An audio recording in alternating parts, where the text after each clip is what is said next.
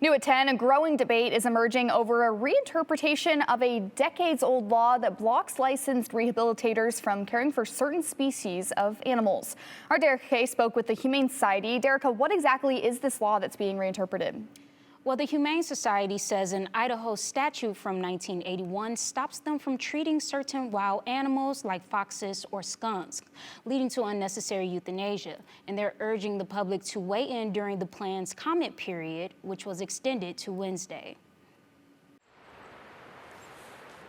Nearly 40 years ago, Idaho passed a law designed to control the wildlife trade and to keep certain wild animals out of private possession, a movement to protect both people and animals.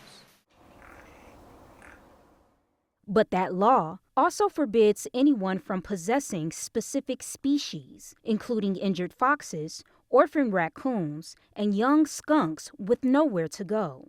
Folks care about orphaned wildlife. They don't want to see them all destroyed.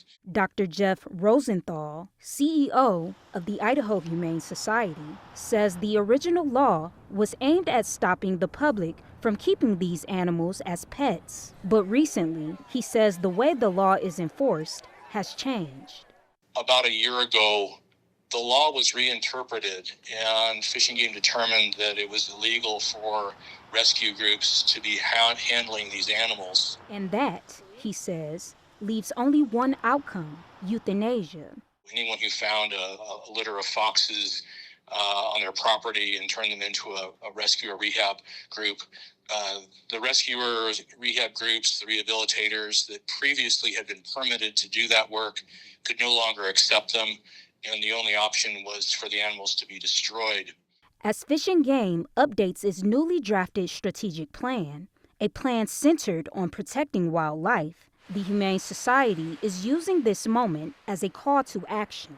While Fish and Game is on the minds of their constituents, we'd just like to interject that we would like in their strategic plan, or at least within their organization, in their agency, consideration of the importance of rehab.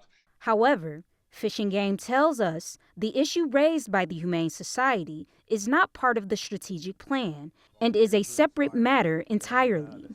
But Dr. Rosenthal says the public should still be heard. Whether it's directly related to the strategic plan or not, we want to raise awareness. One of the things we'd like to see happen here, either this year or soon at least, is either a reinterpretation, maybe some different rules developed around this statute, or potentially a legislative solution where the statute's amended.